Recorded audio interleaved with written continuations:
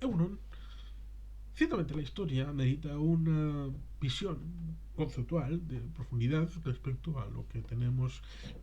sobre todo en la proximidad, que es lo más conocido, a pesar de que, por ejemplo, cuando se habla de la Primera y Segunda Guerra Mundial, que tal vez con el tiempo acaban siendo considerados un mismo periodo, con un interregno de entreguerras que en algunos espacios no es sino un hilo de continuidad entre una y otra, sobre todo en el frente oriental, en el marco europeo, pues tenemos una realidad, por ejemplo, la Guerra de los Siete Años, a finales del siglo XVIII, en donde ya hay una primera guerra global que bien podía establecerse como guerra mundial, como es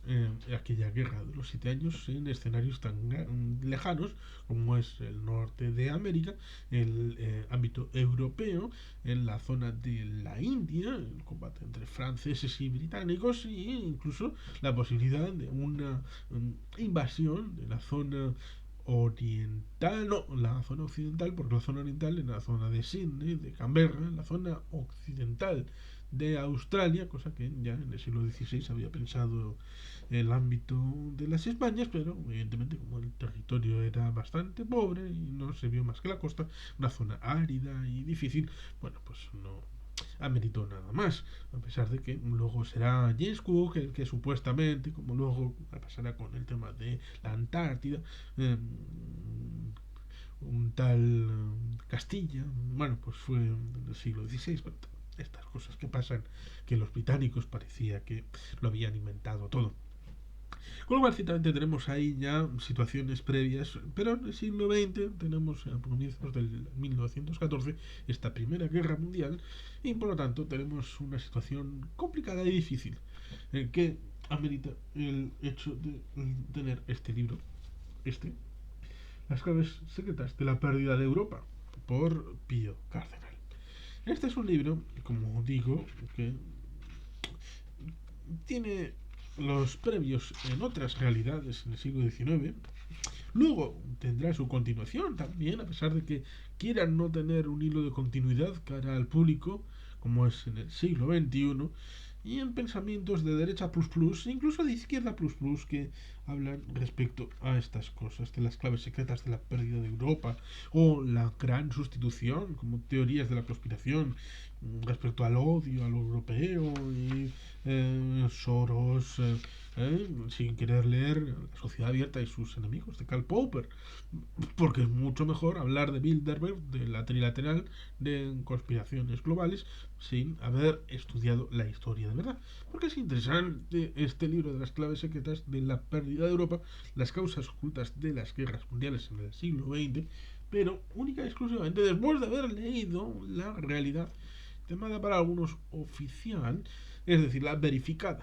la historia verificada, real, de la historia verdadera de la humanidad. Porque, por ejemplo, si no olvidamos lo que es, de verdad, estaríamos condenando la historia real al ostracismos y primero, es importante, esto es vital, muy importante, poder tener conocimiento previo, a veces no leer a salto de mata es suficiente. ¿Por qué? Para poder estudiar la historia, primero ha de haber unas coordenadas. No tiene uno por qué haber estudiado la historia en una licenciatura formada, pero tiene que haber pasado, por ejemplo, por la escuela reglada y también haber tenido un elemento de post educación obligatoria para estructurar el pensamiento de una determinada manera, para saber encontrar las vías para la investigación. Porque evidentemente un conocimiento estructurado será posible mediante la investigación de unas líneas sobre otras, de conocer un determinado método frente a otro. Es decir, no un conocimiento a lo loco, sino un conocimiento guiado, no determinista, sino conocimiento para conocer las herramientas con las que investigar. Esto es importante para la hora de conocer uno mismo el método para ampliar conocimiento respecto a la historia, respecto a la literatura, respecto a cualquier circunstancia del conocimiento que pueda ser un campo de estudio. Por lo tanto, ciertamente, primero hay que conocer la realidad y de dónde vienen los asuntos. El tema, comercial, el asunto del imperialismo, el asunto colonial, el asunto de la industrialización en el siglo XVIII, finales en el siglo XIX, las llamadas guerras, la paz de Metternich, después del Congreso de Viena de 1814-1815, la paz de Bismarck. ¿Por qué se sucede la transición entre Metternich y Bismarck en el siglo XIX respecto a la construcción del espacio post-imperio romano-germánico? ¿Que por qué se llama así respecto a Bizancio? ¿Y por qué se llama Bizancio respecto a la idea de separar la legalidad y legitimidad respecto al antiguo imperio romano? Con lo cual, ciertamente hay muchas cosas que ameritan ser estudiadas como elementos respecto, por ejemplo, a la guerra franco-prusiana y por qué se sucede. Porque este libro que viene aquí es muy interesante en tanto en cuanto uno ya venga con conocimiento previo. Debe de venir con conocimiento previo para poder establecer la relación con el índice, por ejemplo, con el comienzo. Evidentemente, componentes históricos y estrategias de interés de la Primera Guerra Mundial. El petróleo y la tecnología. Evidentemente son muchas cosas. Por ejemplo, la idea de el señor Winston Churchill, primer Lord del Almirantazgo, en el ámbito de la Primera Guerra Mundial. Había luchado en la guerra de los Boers, había sido secuestrado, llaman algunos, encarcelado, por los africanos para luego ser huido, fugado, y generar una historia que salió en los papeles como un héroe y bueno, estas cosas que a veces pasan. Incluso empezó la literatura con esta Guerra de los Boers, luego hizo una historia de la Primera Guerra Mundial, una historia de la Segunda y ganó el Premio Nobel de Literatura, Sir Winston Spencer Leonard Churchill.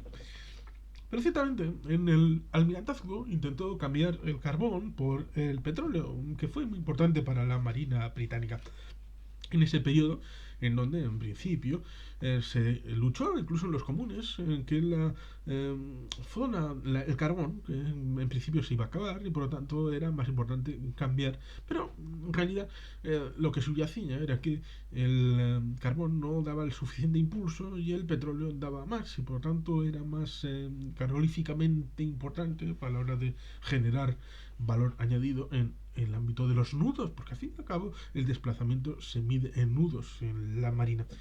Pero ciertamente, respecto a este asunto de la Primera Guerra Mundial, normalmente se suele hablar de teorías de la conspiración para con los neonazis o neostalinistas en el ámbito de la Segunda Guerra Mundial, pero en principio la primera está menos tocada por más olvidada, sobre todo cuando empezamos a contar las guerras y empezó a ser la segunda, y no la Gran Guerra. A pesar de que los franco-británicos lo llamaban la Gran Guerra, pero los alemanes ya incluso cuando acaba de terminar le llamaban Guerra Mundial, no, sin el ordinal, sin el número, pero le llamaban ya Guerra Mundial en 1919. Con lo cual ciertamente ahí tenemos una posibilidad interesante, pero tenemos que conocer primero la realidad histórica para luego ver los posibles fallos de la historiografía y verlos como lo explica la teoría de la conspiración. Bueno, que aquí establece la distribución mundial de las riquezas petrolíferas y los intereses nacionales. Evidentemente es un tema interesante, como por ejemplo se establece con Estados Unidos de Norteamérica, en el ámbito de las siete hermanas, las grandes petroleras. Luego, cuando la acusaron a una de ellas, la más grande, de monopolio, y hubo de dividirse en varias, y por lo tanto, ciertamente las familias, que si los Rothschild, los Rockefeller, ahí en las teorías de conspiración siempre están. Y por lo tanto, luego Inglaterra, un gran poder colonial, en principio en 1800, el país más grande era el Imperio Español, y luego después le sucede el Imperio Británico como la gran potencia, que en el periodo de entreguerras, en los años 20, era el culmen de su expansión territorial. Un cuarto del mundo estaba bajo las botas del Reino Unido. Y evidentemente luego tenemos esa realidad respecto a Alemania y Turquía, los jóvenes turcos, los ataques, la revolución, la no revolución. Luego, ciertamente hay material para conversar. La idea de... El capítulo 3 habla de que hay que destruir a Alemania. Y esto es realmente conmovedor. ¿Por qué? Porque, por un lado, está la situación comercial y por el otro está la situación diplomática. Como decíamos, la lucha por la paz de Bismarck se establece respecto a la diplomacia de contención para con Francia. Y era sencillamente hacer círculos concéntricos respecto a Francia para que nadie fuera aliado y no pudiera vengarse, porque la única persona, colectivamente hablando, que era Francia, que quería vengarse respecto a Alemania después de la derrota en la guerra franco-prusiana. Y por tanto, ciertamente, había un acuerdo respecto a la paz con el Reino Unido, con quien venía desde la época napoleónica en ser aliados, y en la guerra de los 7 años eran Prusia y el Reino Unido los aliados, como por ejemplo se puede ver en la película de Barry Lyndon. Y evidentemente, pues ahí está el asunto. También fueron con la Primera Guerra Mundial. Al comienzo tuvo que ir Lord Kitchener como primero jefe de los ejércitos en el gabinete de guerra, y luego directamente en persona a Francia, porque si John French y luego después Haig no eran muy, en ese primer mes, como dice Bárbara Tuchman en Los Cañones de Agosto, no eran muy amistosos y no tuvieron el papel que luego la propaganda les proporcionó en el ámbito de ese primer mes de agosto de 1914. Pero ciertamente, los propios alemanes, que tenían un acuerdo de amistad con los rusos, eh, cuando el nuevo Kaiser eh, quita de la Cancillería a Bismarck, es el que, si no hubiera hecho nada, se habría renovado automáticamente el acuerdo de amistad y por lo tanto habría seguido el círculo concéntrico con Francia. Pero es Alemania la que rompe ese círculo, rompiendo voluntariamente ese acuerdo de amistad con Rusia y por lo tanto dando la posibilidad para el día siguiente de que Rusia llegue a un acuerdo con Francia, y así ya se rompe la posibilidad del círculo con Francia, y Francia ya luego vuelve a tener una suerte de la leche con el acuerdo con el Reino Unido, con lo cual Reino Unido-Francia, la entente cordiale en el año 1902-1904,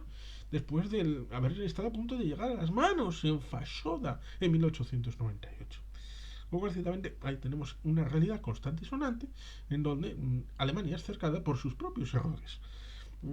Y aquí tenemos esa idea respecto al instrumento, el plan para destruir Alemania, división Europa en dos bandos, la entente cordial y todo esto, el tema del cerco político diplomático. Y como digo, es la propia Alemania la que se busca la ruina en base a decisiones propias. Y estas cosas hay que tenerlas en cuenta antes para poder entender lo que aquí te tratan de contar de otro punto de vista. Es decir, los mismos hechos contados enlace de otra manera. La actitud de las naciones latinas, porque evidentemente pues Pío Cardenal es latino y habla de Italia, Francia, España. Hay que recordar que en el siglo XIX hubo un intento de unión latina, incluso una unión monetaria, cosa que para la historia se ha olvidado completamente. Conflicto inevitable, dramatis personal y todas estas realidades como si fuera un conflicto inevitable. Ciertamente lo era, pero no lo era por conspiración alguna, sino porque todas las potencias estaban en una percepción de que era posible cualquier cosa y que el resto iban a chantarse y tirarse para atrás. Es decir, no había frenos. No había frenos a la diplomacia, no había frenos al ejército, no había frenos al comercio, ni a la industria, ni a nada para seguir adelante y quitar los recursos a todos los que eran los competidores y quedárselos para uno mismo. Sí, cierto, hubo el acuerdo de la conferencia de Berlín de 1884-85 para el reparto de África, pero eso no significaba que cuando el mundo estuviera repartido alguien quisiera quedarse con la parte de otros y que fueran considerados menos eficientes, más débiles, y por tanto, ciertamente, primero tenemos que considerar el mundo tal como fue, en la idea de las negociaciones, de las conversaciones, de la diplomacia, el tema de las cañoneras, donde lo intentó Alemania, por ejemplo, en la zona de Algeciras, pensando en Marruecos, en la proyección sobre el norte de África, en 1904, el tema de Alhucemas. Con lo cual, ciertamente, tenemos una realidad, la política de cañoneras de Alemania, de la Alemania del Kaiser, tenemos realidades constantes, como, bueno, pues toda esta trama en la zona de los Balcanes, en las dos guerras balcánicas, de 1812 y 1813. Bueno, hay muchas realidades en ese periodo para tener primero un fresco de lo que nos dice la historia y después tratar de exponer esta capa superpuesta que nos propone Pío Cardenal en las claves secretas de la pérdida de Europa. Porque ciertamente, para entender esto, evidentemente están los hechos inmediatos, el tema de Sarajevo, el tema del 5 de julio de 1914, pero ciertamente ahí tenemos una realidad y es el hecho de que cuando los países del resto del mundo que han visto la tecnología, que han visto el avance del conocimiento, que han visto el ámbito de la revolución industrial, incluso irradiando esos países periféricos del mundo, porque el centro era el Atlántico, Estados Unidos, Europa, a finales del siglo XIX, se les decía que Europa era el progreso. Los hombres blancos eran los prácticamente los designados por Dios, como si fueran los del pueblo elegido de la Biblia, para seguir la estela de la riqueza intelectual, la riqueza industrial, comercial, de todos los órdenes. El hacerse la pelea entre ellos, el morir delante de los nativos, de los pueblos inferiores, como se llamará por algún grupo ideológico, será la demostración palpable de que esa supuesta superioridad no era tal. Se rompe el espejo, se rompe la visión, se rompe, pero se rompe porque se han metido voluntariamente en una guerra que piensan que va a durar un mes y que antes de la Navidad ya habrá terminado. Pero no es así. No es así, dura prácticamente 5 años, 4 años largos, 4 años y medio, hasta que puede llegar a un final abrupto. Sí, un armisticio, que en muchos casos no es sino un parón temporal para luego la continuación en otro año, en otra década. En el frente oriental no, un poquito después porque engarzamos en 1918 con la revolución en Baviera, luego Belakún en Hungría, el milagro del Vístula en 1920 en agosto, el intento de destrucción de Polonia por parte de la Unión Soviética, por supuesto la guerra civil en la Rusia post-zarista desde 1917 al 1921, con la incorporación también en Asia Central desde 1921 al 23, con lo cual ciertamente ahí el magma subyace en una situación que no termina exactamente el 11 del 11 de 1918, sino que continúa. Y por supuesto en Occidente, con los acuerdos de paz, ya sea para Austria-Hungría, separados para Austria y para Hungría, para el ámbito del Imperio Otomano, para el ámbito de Alemania en el Tratado de Versalles, y por supuesto realidades que continúan, como por ejemplo en este libro, que establece la idea del armisticio, paz y botín financiero, la financiación de las revoluciones rusas, acontecimientos internos en Rusia y en Alemania, la lucha por el poder, el hundimiento de la República de Weimar, y el tema del rearme y el tema de Renania, y aquí ya entra en lo que ya conocemos más, como es el tema de ocupación de Austria, el tema de los Sudetes, Checoslovaquia y el acuerdo de Múnich, el fin de Checoslovaquia, el inicio de la crisis germano-polaca y todas estas cosas. Y para terminar con inventos científicos, el petróleo sintético, el tema de la energía atómica, que es un tema interesante, y bueno, pues hechos finales cuando hace una reflexión final, como que Polonia hace las veces de Sarajevo, crisis germano-polaca, y que caen las máscaras. Pero como digo, fundamentalmente está el libro centrado más en el eje de la Primera Guerra Mundial que en lo que conocemos más como Segunda Guerra Mundial. Por lo tanto, ciertamente en los libros de temática conspiranoica, de contrafactuales, basados teóricamente en realidades,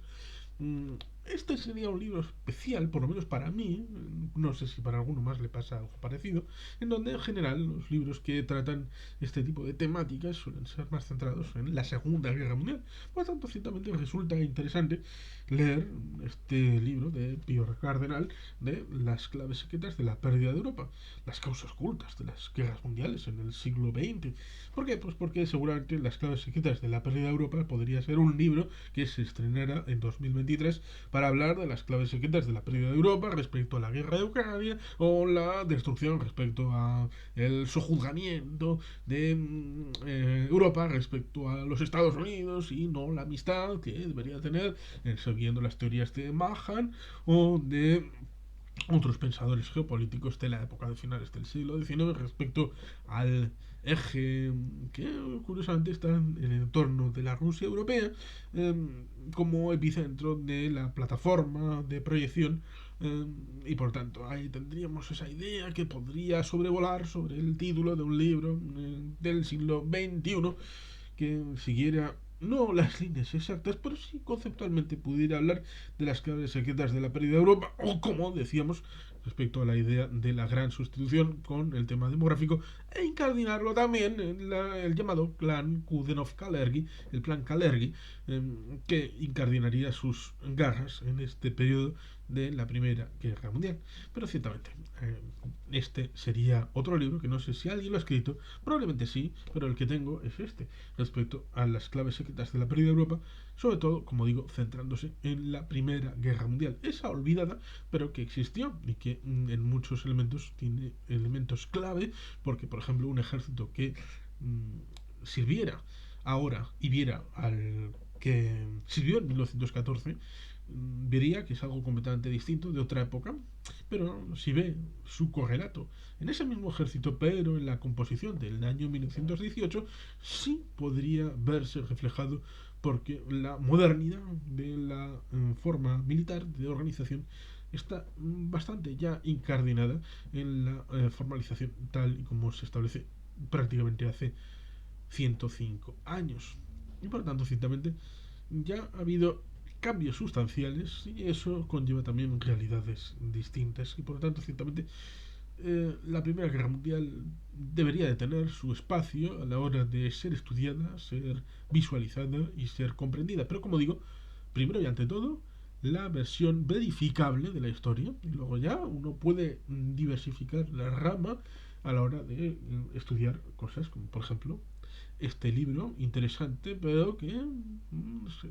eleva la imaginación un poquito por allí y por lo tanto hay que tenerlo en su justa medida. Y sin más,